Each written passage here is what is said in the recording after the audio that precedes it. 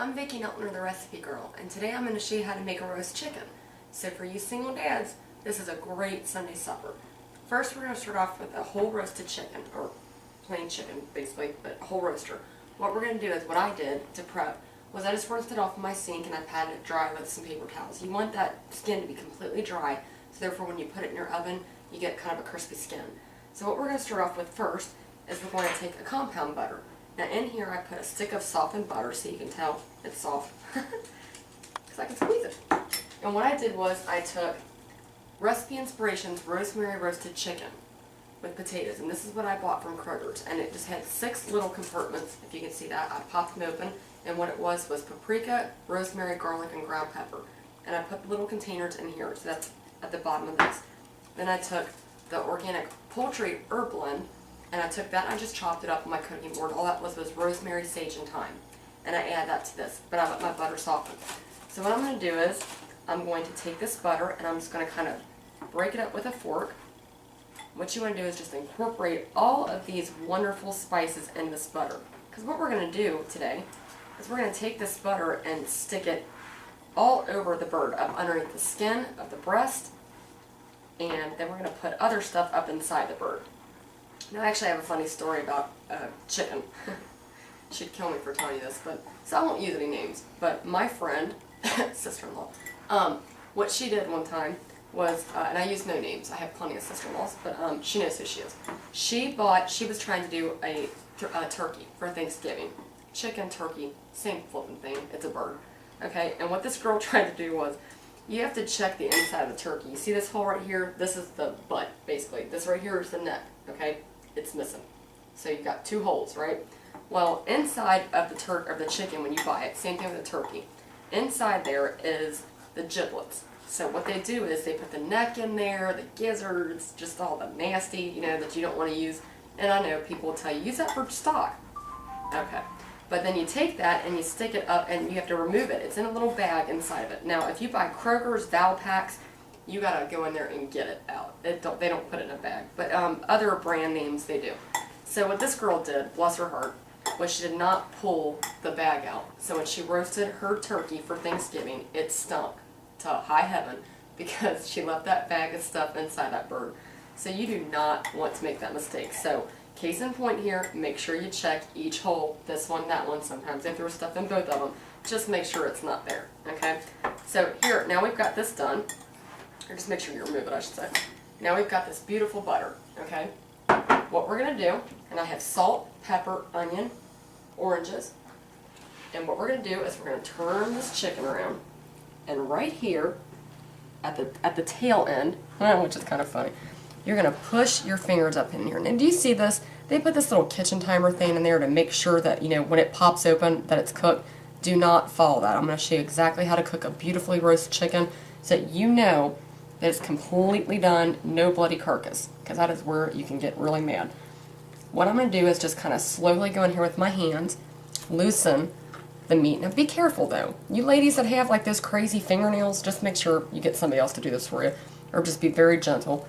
But you want to make sure that you're going in there and just loosening this, and it feels so good. My daughters just love to do this. They think it's just like cool. So what you're going to do is you're going to take this butter, just take a big old honking piece of it, stick it up underneath that bird. Okay, I'll just push the little guy back in there.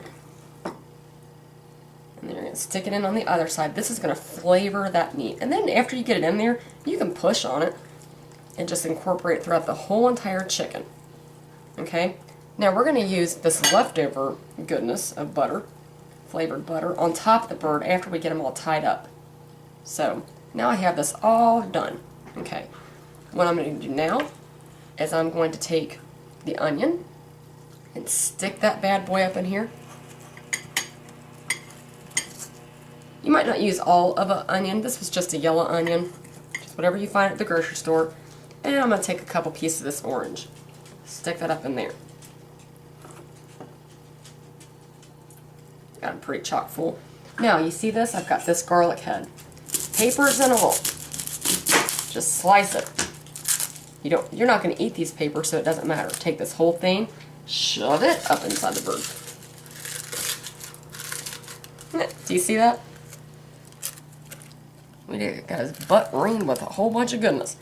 And now what we're going to do is take the legs and just tie them up. The tighter you get the bird's legs, the more it's going to cook evenly.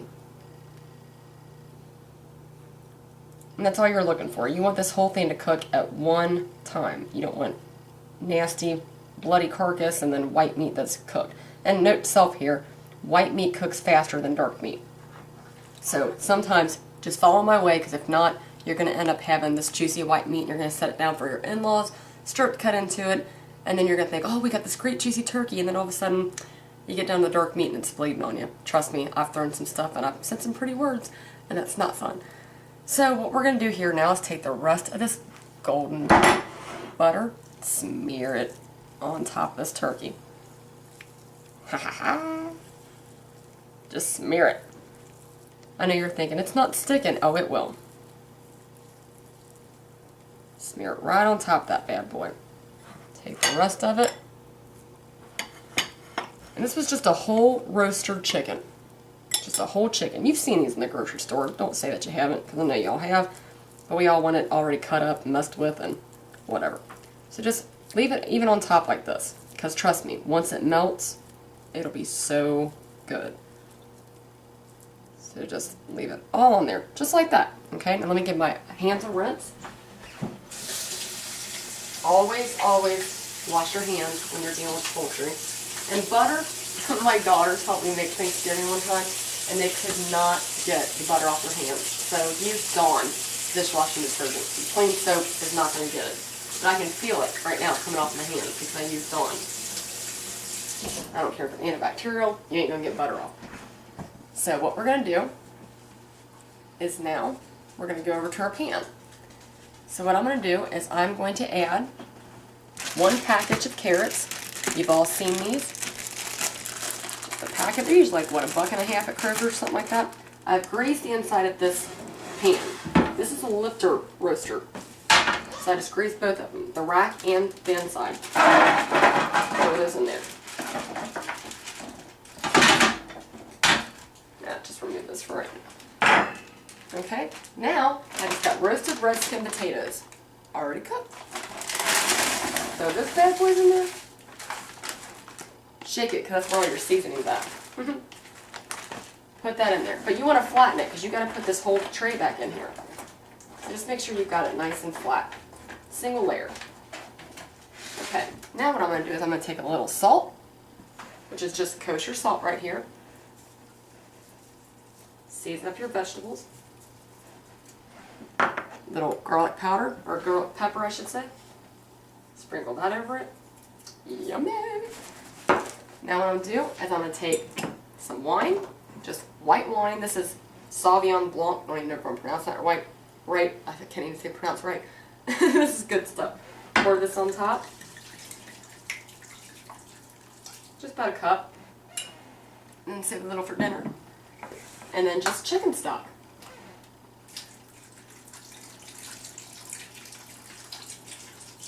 About a cup of this, which it still feels heavy. So you just want about a cup of that. Put your roaster rack back on. Settle it down in there. Now we're going to take our chicken. Throw them right on there. Now this is what I want you to do with the wings. Let me show you a little something. Take these wings, because like I said, we've got his legs together so he cooks all evenly. Take the wings, and you're going to feel like you're going to break his arm.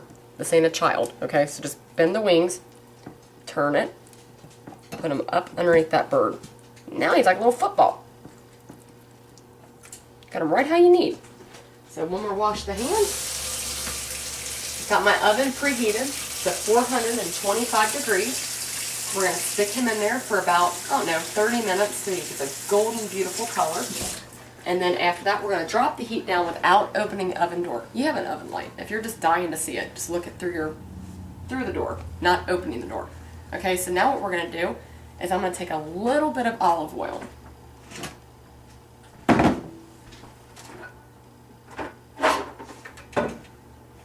And just to make sure we get that nice crispy skin, I'm just going to drizzle a little bit. And it doesn't have to be olive oil, whatever kind of oil you have. but do it sparingly. You've got enough butter on there to kill somebody.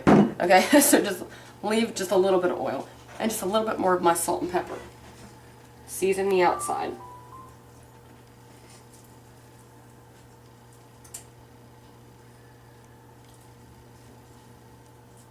A little bit of that kosher salt.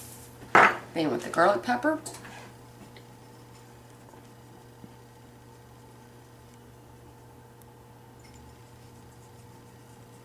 And we're just going to pop it in the oven. Like I said, I'll come over here. I'll show you.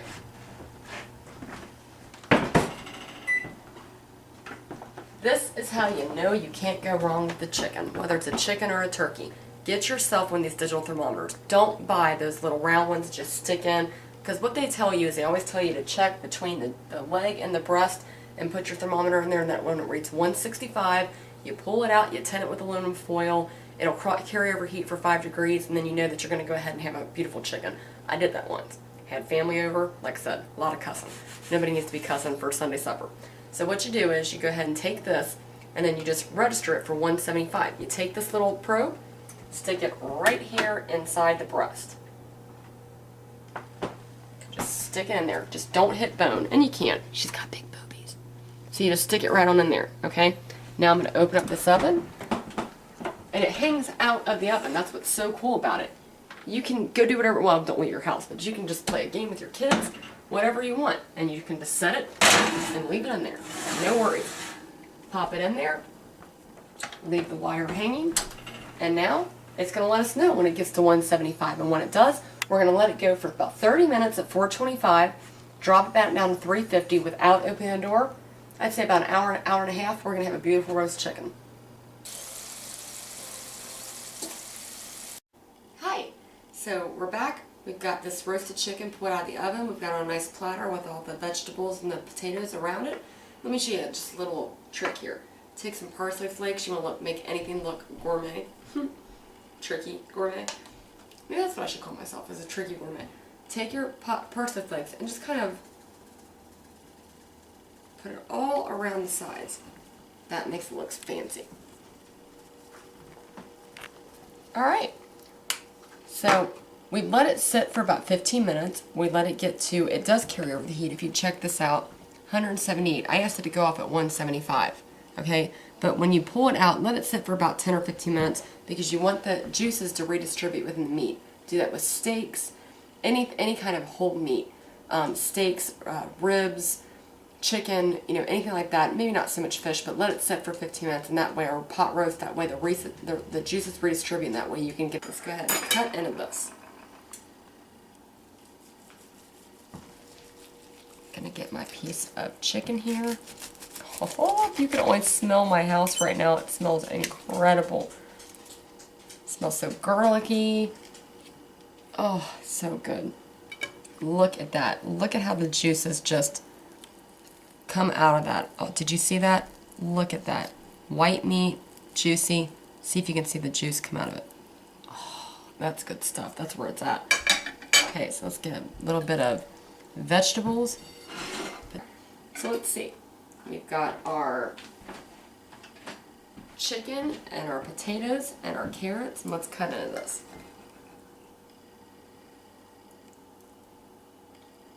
Oh, so moist. Oh my gosh, I don't even need this. Watch this. Look at that. With a fork. I don't even need a knife. That is so juicy. Oh my gosh. That's better than any rotisserie chicken you'll get at the grocery store. That is fantastic. And you did it yourself. And that's where you can just take, salt. And the carrots and the potatoes. You can't beat it. And there's no reason that you can't do this at home. But you can do this because there's no excuse. So follow me on YouTube. My name is Vicki Neltner. I'm the Recipe Girl. And I'm going to try to upload a video once a week. Maybe next time we'll do meatloaf or chili or something like that. But something to be able to help you feed your family. I'll talk to you soon. Bye-bye.